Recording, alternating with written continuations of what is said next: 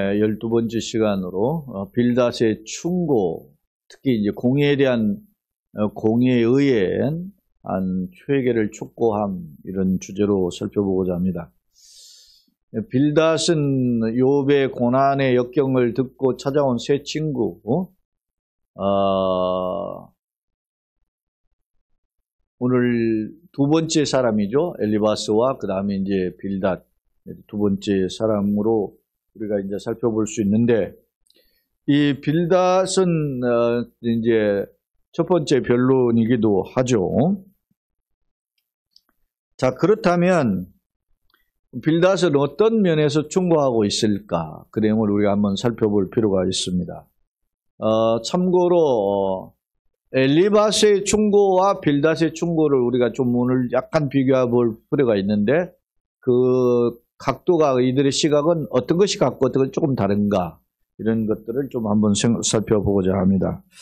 자, 서론 부분을 함께 읽도록 하겠습니다. 욥기 8장은 욥의 역경을 위로하기 위해 방문한 세 친구 중에 두 번째로 빌닷의 충고이다. 세 친구가 대만 사람 엘리바스, 그 다음에 이제 사라 사람 빌닷, 그리고 나아마 사람 소발, 이렇게 되어 있죠. 그들이 일주일 동안 같이 욥의 고난에 동참하고 있다가 이 욥이 탄식한 표현들을 우리는 볼 수 있었잖아요. 그 표현 중에 욥의 그 탄식, 그리고 엘리바스의 변론, 그리고 욥의 다시 탄식과 변론, 그리고 이제 빌닷의 충고가 들어가게 되어 있어요. 앞선 엘리바스의 경우도 인과응보 사상이 대두되어 있었죠. 원인이 있으니까 결과가 있다. 다시 말하면, 이 말은 역으로 이야기하면 욥이라는 고난의 결과가 있는 것은 그런 원인이 있었기 때문에 이런 고난이 있는 거 아니냐. 그러면 우리가 이런 고난과 역경은, 이런 심각한 것은 죄라는 원인이 있기 때문에 이런 고난을 당하게 된다. 이런 측면에서 엘리바스는 그 논지를 전개했어요. 그런 사상에 근거하여 욥에게 충고했단 말입니다. 그러면서 하나님의 징계가 복이 있음을 때로는 언급했어요. 5장에서도 보면 하나님 징계받은 자에게 복이 있다, 뭐 이런 표현들 한 거예요. 왜냐, 그렇게 하고 여기하고 정신 차리고 돌아오면 복을 주시기 때문에다, 이런 식의 엘리바스의 논지가 있었어요. 빌닷의 경우는 이보다 좀 더 직설적인 화법이에요. 단도직입 쫙 잘라가지고 너 죄 졌기 때문에 이런 거 다 고난 당하는 거 아니야? 이런 식으로 확 그냥 뭐 거두절미하고 훅 들어온단 말입니다. 이러한 논법을 제가 이제 교재도 적어놨었죠. 이분법적 사고다, 이렇게 얘기해요. 이분법이라고 하는 것이 소위 흑백 논리예요. 옳은 거 아니면 그런 거, 그런 거, 흑백 논리의 사고를 소위 이분법적 사고다, 이렇게 표현하거든요. 그러니까 이 빌닷의 사고는 이분법적 사고로 보면 인과응보 사고하고는 거의 비슷하지만 그보다 그냥 더 직설적이에요. 예를 들면 욥의 고난과 역경은 뭐예요? 죄로 말미암은 결과다, 이렇게 보는 것이 고대 근동의 관점이거든요. 고난은 죄의 결과다, 이것이 이제 고대 근동의. 그래서 이제 우리가 뒤에 살펴보지만 8절로 11절에서 나타나는 표현들을 보면 그 옛 선현들의 지혜를 내가 갖다 대면 우리가 거기에 그림자도 못 미칠 정도로 우리 지혜는 짧다, 이렇게 표현하면서, 그러면 선인들의 지혜가 뭐냐? 그걸 보니까 거기도 흑백 논리예요. 이분법적 사고란 말이죠. 그런 논리에 근거해서 고대 근동 사상이 그런 인과응보 사상이 농후했음을 엿볼 수 있어요. 자, 다시 서론을 봐서 빌닷의 경우 좀 더 직설적 화법으로 변론한다. 예컨대 저속한 자, 13절에 저속한 자로 표현하고 있거든요. 20절에는 순전한 사람 분류해요. 그러니까 흑백 논리라는 거죠. 이분법적 사고 똑같은 말이에요, 그 말이에요. 자, 저속한 자나 순전한 사람. 저속한 자는 죄인이고 순전한 사람은 의인이죠. 이렇게 분류하여 그에 따른 재난과 복을 강조해야 돼요. 저속한 놈은 죄를 졌으니까 징벌을 받는 거고, 순전한 사람은 의인이니까 복을 받는 것이다 라는 이야기를 하고 있어요. 이는 욥에 대한 위로보다는 위로가 1도 보이지 않아요. 응? 오히려 욥에 대한 책망을 초점을 두고 한 표현임을 엿볼 수 있습니다. 자, 우리 성경으로 돌아와서 한번 한 절씩 간략하게 살펴보도록 하겠습니다.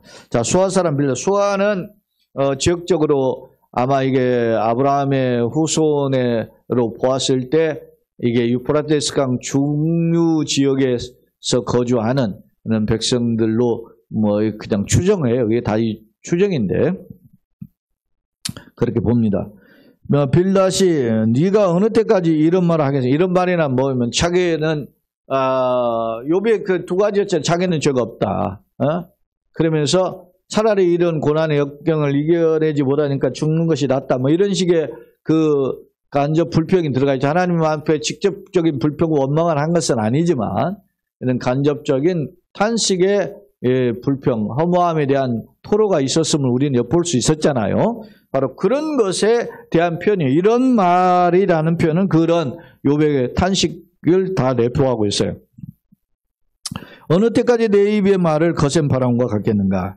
이 거센 바람이라고 하는 표현을 루아흐 감피르라고 하는 이 히브리어 내용을 보니까 요란스럽고 거칠지만 바람처럼 사라진다. 너 아무리 그렇게 해도 그 헛소리에 불과해 이런 뜻이죠. 그러니까 곧 사라질 만한 그런 말에 불과하다. 그렇게 욥의 탄식을 어떻게 합니까? 조롱 섞인 표현으로 비아냥거리고 있음을 알 수 있어요. 자, 그러면서 이렇게 왜 이런 표현을 했을까요? 3절을 보면 하나님이 어찌 정의를 굳게 하시겠으며. 그러니까 하나님 공의로운 하나님이잖아요. 그러니까 하나님은 공의로우신 분인데 네가 그렇게 반항한다고 공의가 휘어지겠냐? 뭐 이런 뜻이죠. 굳게 하시겠으며 전능하시니가 어찌 공의를 굳게 하시겠는가?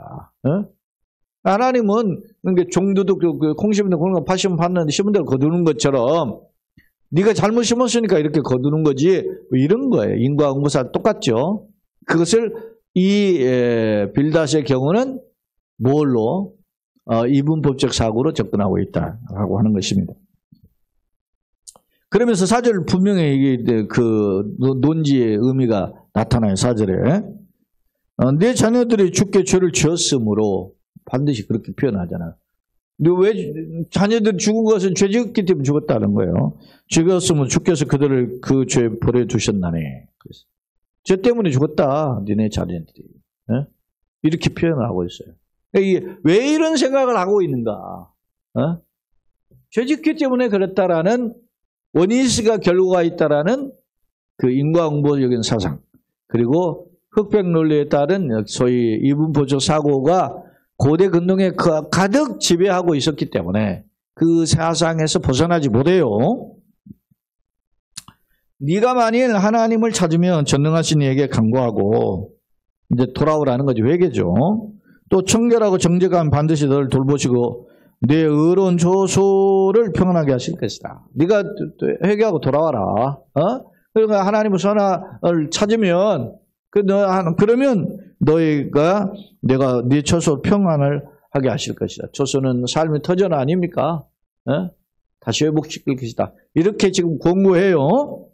그러면서 내 시대가 미약했으나 내 나중은 심히 상대. 지금 이런 식으로 형편없이 절망적인 상황이 나중에는 잘 될 거야. 뭐 이런 식의 권면이죠. 근데 우리 욥기 8장 7절에 이 표현들이 막 어디 뭐 액자에도 있고 뭐 이렇게 있죠. 그러니까 이 구절이 능사가 되는 표현으로 사용되고 있는데 이 빌닷의 표현이 맞는 말이기도 하지만 당시 욥의 상황에게는 적절하지 않죠. 그죠? 물론 욥기 42장에 보면 나중에 이제 크게 창대하는 또 복을 받긴 하죠. 그러나 이게 그 말에 적용할 수 있을까라고 생각해봐요. 그러니까 우리가 함부로 내 시대가 미약하여서 나중은 심히 창대하리라. 이 말 함부로 그냥 성경 인용에다 갖다 붙이지 말라 이 말입니다. 왜냐하면 뒤에 욥기 42장에 보면 이런 표현이 있어요. 42장 3절에 무지한 말로 이치를 가리는 자가 누구니까? 무지한 말로 이치를 가리는 자 누구니까? 나는 깨닫지 못하는 말을 하였고 스스로 알 수 없고 헤아리지 무기 어려운 말을 하였나이다. 욥이 스스로 자기가 이제까지 새 친구들 앞에서 변론하고 하나님 앞에 탄식하고 했던 표현들을 어떻게 해요? 깨닫지 못한 말로 스스로 알 수 없고 헤아리기 어려운 말을 했습니다. 이렇게 토로를 해요. 그러면서 자, 그 다음에 이제 하나님은 그러면 욥의 이제 친구들에게 뭐라고 하는지 7절 욥기 42장 7절에 보면 뭐라고 하느냐면 여호와께서 욥에게 말씀하시는 여호와께서 대만 사람 엘리바스에게 이르시되 내가 너와 내 두 친구에게 노하나니 그랬어요. 너와 내 두 친구 누구예요? 엘리바스와 뭡니까? 수아 사람 빌닷과 나아마 사람 소발 이 세 사람을 가르쳐줘.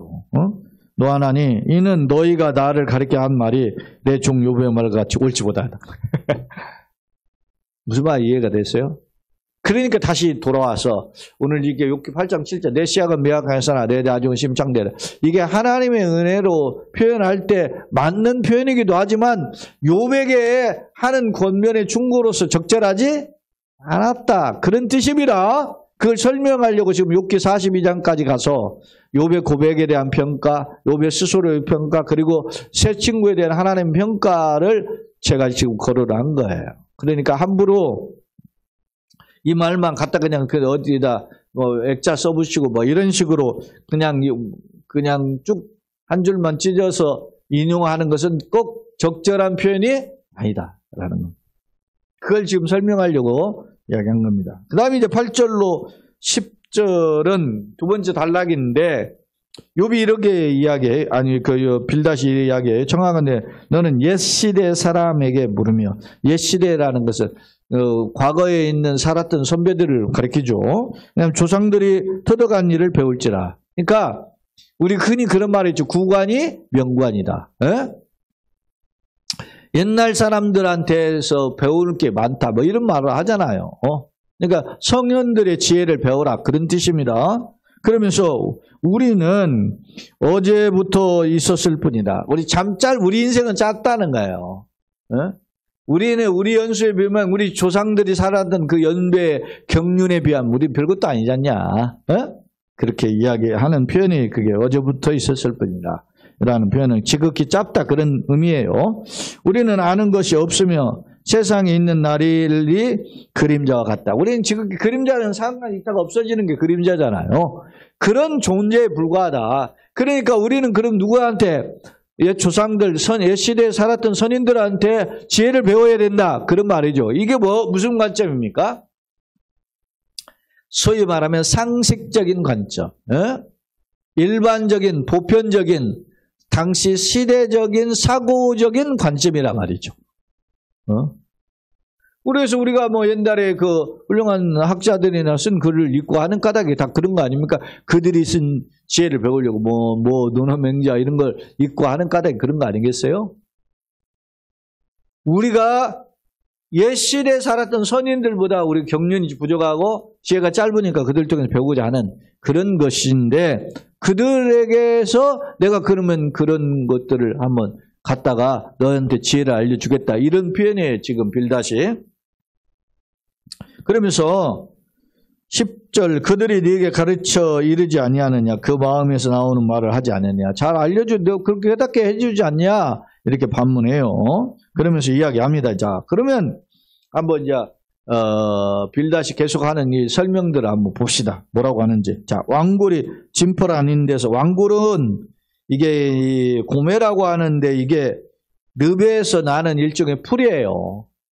갈대와 같은 거죠. 왕굴이나 이게 갈대가 같은 의미인데, 진펄 갈대같이 진흙 갯벌에서 나잖아요. 그런 데서 왜 그래요? 물이 있어야 된다는 거죠. 진펄 아닌 데서 크게 자라겠으면 자랄 수 없죠. 물 없는 데서 말라 비떨어진단 말이에요, 이게. 왕굴이. 그리고 갈대가 물 없는 데서 크게 자라겠는 자랄 수 없죠. 수분을 빨아들여야만 성장하는데.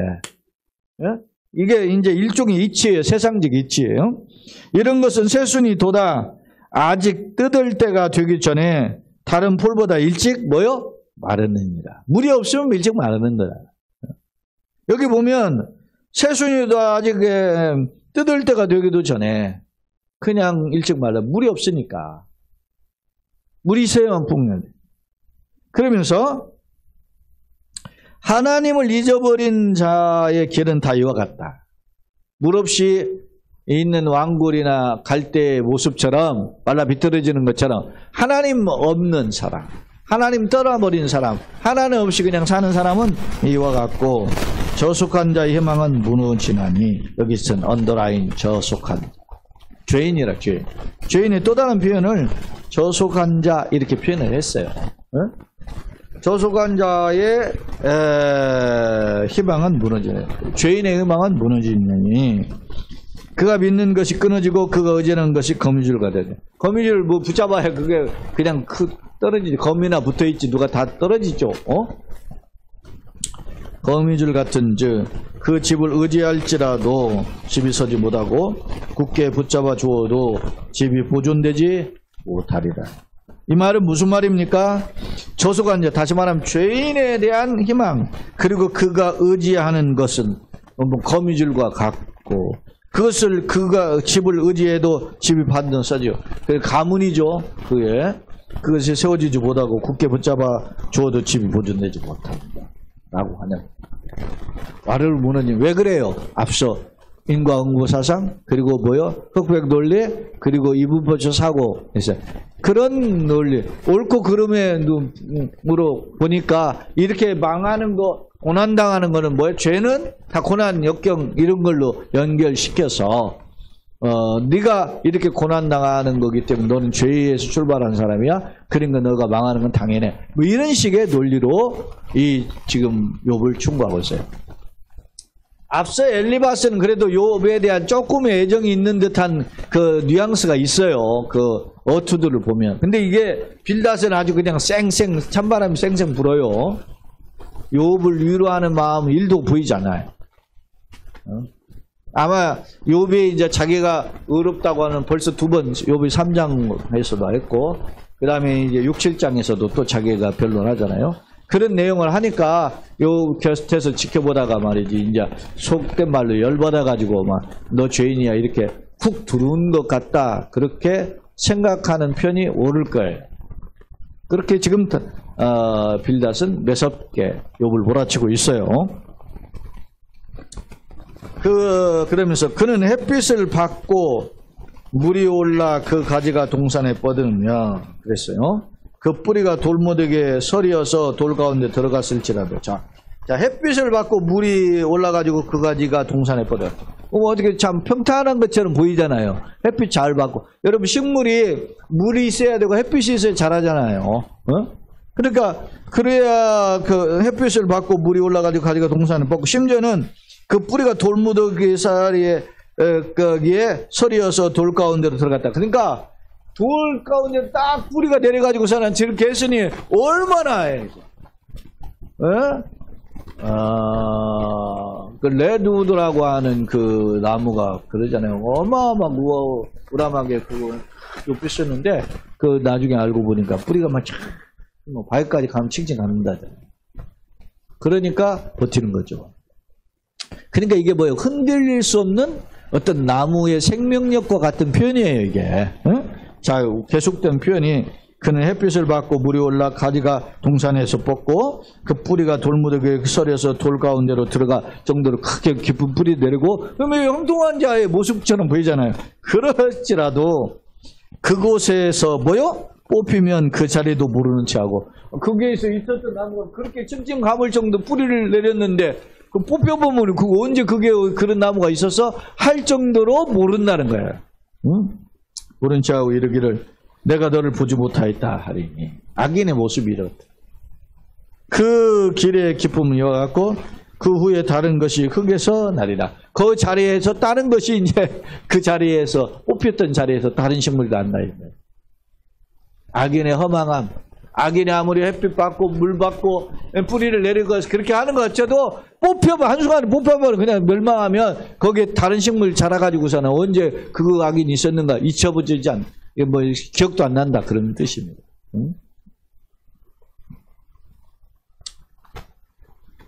20절 하나님은 순전한 사람 대신 반대로 순전한 의인이죠. 앞서 저속한 자는 죄인이고 순전한 사람 버리지 아니하고시고 악한 자 약한 자를 이게 뭐야 악한 자죠. 악한 자를 붙들어 주지 아니하심으로 의인의 반대니까 악한 자죠. 악한 자는 붙들어 주지 아니하심으로 의인은 버리지 않고 악한 자는 말이지 붙잡아 주지 않아요. 웃음을 내 입에서 즐거운 소리를 내 입술에 어떻게 해요? 채우시리니. 어떻게 하냐? 네 기쁨 감사가 네가 의인이라 하나님 채우실 거다. 네가 죄인이라면 아무리 날고 겨도 그냥 뽑힐 것이고 네가 의인이라면 하나님께서 너 입술에 기쁨을 웃음을 주시고 내 입술에 말이죠 즐거운 노래를 줄 거다. 콧소리 막 흥흥 하잖아요. 사람이 기쁘면 하시리니 너를 미워하는 자는 부끄러움을 당할 것이다. 악인의 장막은 없어지리라. 네가 의인이라면 순전한 자는 의인이에요. 그런 자라면 하나님 널 세워가지고 그렇게 해서 너를 대적하고 미워하면 네가 의인인데 하나님이 널 사랑하는데 오히려 너는 잘되고 너를 미워하는 사람 망한다. 이런 논리로 빌닷이 지금 변론하고 또 욥에 대해서 충고하고 있음을 엿볼 수 있습니다. 자, 오늘 내용은 크게 단락으로는 크게 1절로 7절, 8절로 10절, 그리고 11절로 22절 이렇게 단락이 이제 성경 구분되어 있는데 저는 편의상 1절로 7절 그리고 8절로 22절 이렇게 분류해 보았어요. 자, 1절로 7절은 빌닷은 하나님의 공의에는 오류가 없다. 그러면서 네가 살려면 엎드려라. 그런 말씀을 하죠. 자, 그러면 욥을 비난하는 어투로 시작하는 이 모습을 보면 굉장히 쌀쌀 맞죠? 매정한 그런 느낌이에요. 소위 상담자나 카운셀러는 좀 따뜻해야 되거든. 내담자에 대해서. 편안하고 자기의 마음을 토로하고 그렇게 해서 그 상처가 치유될 수 있는 길을 그렇게 하는 것이 그 카운셀러의 어떤 그 태도인데 여기는 그런 게 전혀 없어요. 거센 바람이라 일종 로아우 카피르라고 하는 요란수 거칠은 바람이 곧 허무하게 사라질 그런 모습, 그걸 가리키는 말을 욥의 말처럼 욥의 말로 비유를 해요. 네 말이 그런 말과 같다. 금방 바람에 흔들려 사라지는 그런 것과 같다. 그렇게 표현해요. 그 다음에 빌닷은 욥의 자네들이 하나님께 범죄의 징계를 받았다고 단정적으로 그 죄 때문에 죽었다고 지적하죠. 그리고 5절로 7절 빌닷의 보면 욥이 하나님을 찾아 엎드리면 하나님께서 돌보실 것이니까 돌아와라. 네가 이런 고통당하는 것은 죄 때문에 그런 거야. 너도 돌아와. 그러니 회개해라. 이런 식이죠. 그러면서 회개하면 이렇게 네가 지금 시작은 미아가 되면 나중에 창대하라. 이런 식으로 욥에게 고민했단 말입니다. 그러니까 달랑 7절만 가지고 내 시작은 미아가는 나중은 심히 창대하리라. 이렇게 우리가 그냥 갖다 어디 성경 문구 갖다가 인용하는 건 지혜롭지 못한 표현이다. 라는 겁니다. 그 다음에 이제 8절로 22절 두 번째 단락인데요. 빌닷은 저속한 자의 멸망에 대한 옛시대 교훈을 적용해요. 그래서 성현들에 비하면 우린 그림자 같은 존재다. 그 성현들의 지혜를 배우자. 이렇게 이야기를 하죠. 그러면서 고대의 지혜를 이야기하면서 자신의 권면이 고대 옛날 어른들이 다 우리에게 한 말씀이야. 부모님 말씀 옛날 어른 말씀 들으면 자다가도 떡이 생긴다. 이런 식으로 그런 표현을 하는 거예요 지금.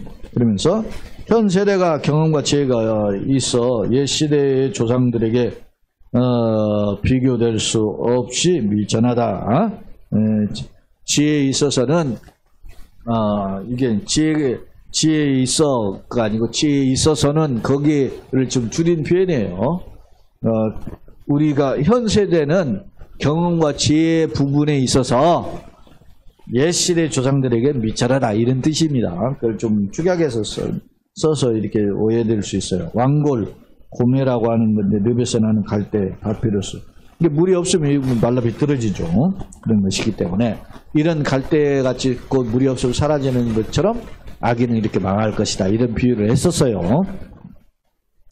16절로 18절 악인이 번성하지만 비참한 추월을 받게 된다. 즉 갑자기 자란 풀과 잡수처럼 왕성하고 특히 돌무더기에 뿌리를 내리처럼 잘하는 것 같지만 그냥 하나님 심판을 피할 수 없다.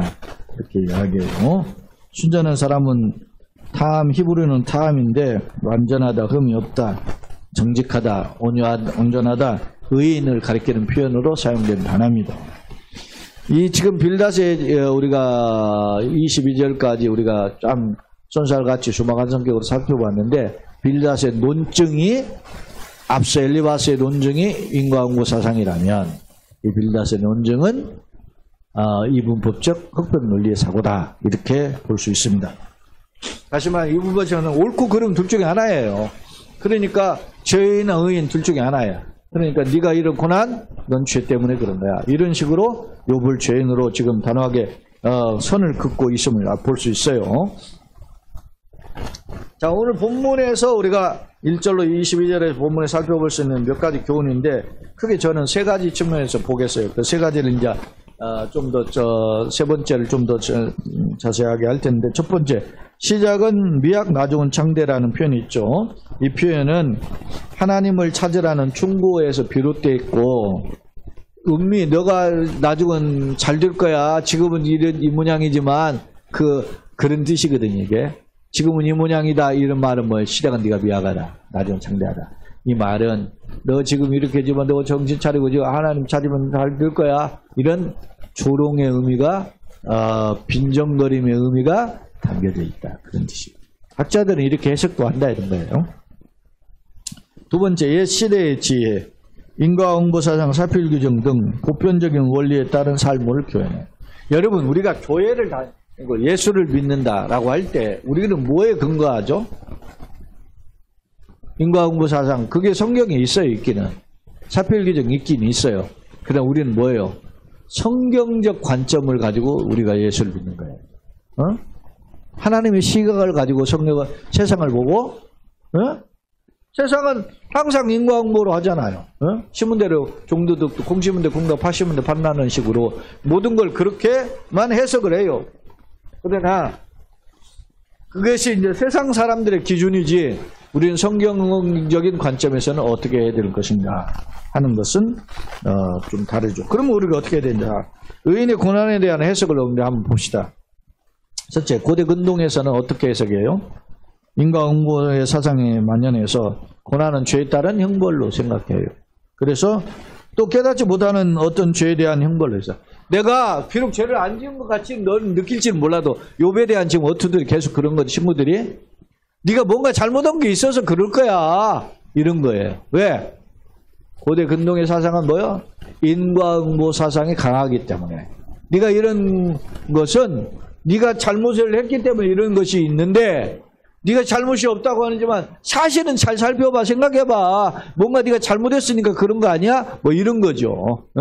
그런 식의 사상에 의해서 지금 욥을 지적하고 있죠. 두 번째, 때로는 하나님이 사랑하시는 자를 고난을 통해 훈련하심으로 해석하는 경우가 있어요. 이거는 앞서 엘리바스의 논지에도 있었어요. 5장 17절에 있는데 그 논지에도 보면 나타나요. 하나님 사랑하는 자를 고난을 통해 존귀한다. 왜냐면 뭐 이런 것도 있죠.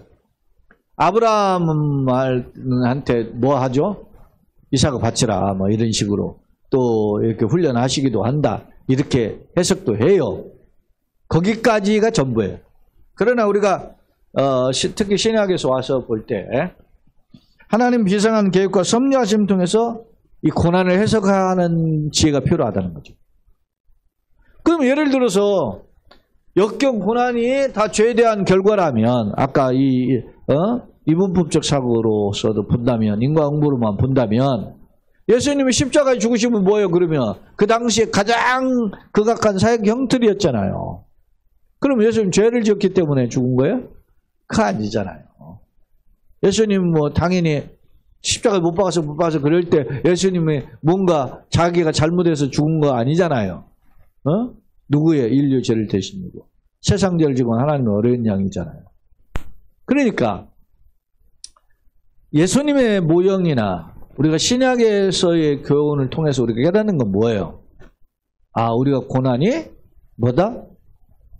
소위 우리 전 목사님 늘 이야기하셨는데 위장된 하나님의 축복이다. 이런 표현처럼 우리가 상상하고 이해하지 못하는 놀라운 하나님 차원의 계획된 섭리가 있다라는 것이죠. 저는 이 이사야 55장 말씀을 그래서 인용해 봐요. 내 길은 너희 길과 다르다. 하늘이 땅보다 높은 것 같이 내 길은 너희가 다르고 내 생각은 너희 생각과 다르다. 하나님의 차원, 하나님의 섭리의 개념을 가지고 이것을 바라보는 그런 접근법이 필요하다라는 것입니다. 그러니까 이건 인과응보나 사필 규정이나 이런 어떤 이분법적 사고로는 접근하기 어려운 해석법이죠. 그걸 우리가 때로는 구하는 거예요. 그래서 그걸 모르니까 우리가 때로는 기도하고 엎드리고 하나님 지혜를 주세요, 은혜를 주세요, 능력을 주세요, 뭐 이렇게 기도하는 거죠. 그리고 감당할 만한 깨달을 수 있는 은혜를 주시고 그 길을 걸어갈 수 있도록 도와주옵소서. 이렇게 하잖아요. 뭐 케르케고르 그런 말을 했다잖아요. 내가 20대 때 내가 이 세대 속에서 어떻게 살아갈까 고민하다가 하나님, 내가 하나님의 놀 것이고 오면 세계를 깨달아 알게 주옵소서. 뭐 그렇게 기도를 했다잖아요. 그리고 내가 그것을 알았다면 감당할 힘도 주옵소서. 그런 기도를 했다지 않습니까? 그러니까 매우 중요한 것이죠. 하나님이 넓고 깊고 오묘한 세계를 보고 세상을 살 수 있는 그런 은혜. 그게 너무 귀한 거죠. 그게 능력이죠. 그게 진짜 능력. 결론입니다. 본장에서 빌닷은 이분법적 옳거나 틀림, 이분법적 사고에 근거하여 논리를 정리하고 있다. 특히 옛시대 조상들의 교훈을 근거로 선악을 설명한다. 이는 엘리바스의 영가응보 사상과 흡사한 점이 있다. 그런데 내용을 좀 들여다보면 아예 저속한 죄인이죠. 순전한 사람 의인으로 분류해서 각각의 받을 징계와 복을 언급하는데 이는 편협한 접근법을 알 수 있어요. 그죠? 그냥 한 가지로만 그것이 정답은 아닌데 그것이 때로는 정답일 수 있어요. 그러나 성경은 그런 정답도 있지만 그렇지 않은 하나님 비상한 섭리도 있단 말입니다. 근데 그것으로만 모든 걸 보고 접근하는 법은 편협하다는 거죠. 그래서 편협한 접근법을 알 수 있다. 예컨대 고난과 역경을 악인에 대한 징계로만 해석한다면 예수님이 십자가에 죽으면 어떻게 설명하나요? 예수님이 십자가에 죽었으니까 가장 극악한 죄인이야? 이렇게 평가하면 그런 논지면은 그렇게 평가할 수밖에 없잖아요. 그렇지 않잖아요. 또한 빌닷의 충고는 역경에 빠진 친구의 조금의 도움도 안 돼. 위로가 안 돼. 예? 옆에 와서 왜 일주일 동안 같이 있다가 막 염장질르는 듯 이야기하냐고. 예? 그 옆에 돕는 듯 하다가 충고는커녕 전혀 도움이 안 되잖아요. 예? 그래. 조금의 도움이 되지 못한 채 오히려 교만해 보인다. 나는 어떤가? 하나님 섭리를 바라보는 신앙가는 물론 어려운 이웃에게 참된 친구가 되었죠. 우리가 이 땅에 나가는 영육으로 힘들어 지쳐있는 자들을 찾아가서 위로해주는 그런 사랑과 축복의 통로로 쓰임받고 아브라함이 그런 통로로 부름받았잖아요. 우리는 그들 후에 똑같이 우리도 그렇게 살아야 돼. 그런 주인공들이 다 되시기를 예수님의 이름으로 거듭 축원합니다. 아멘.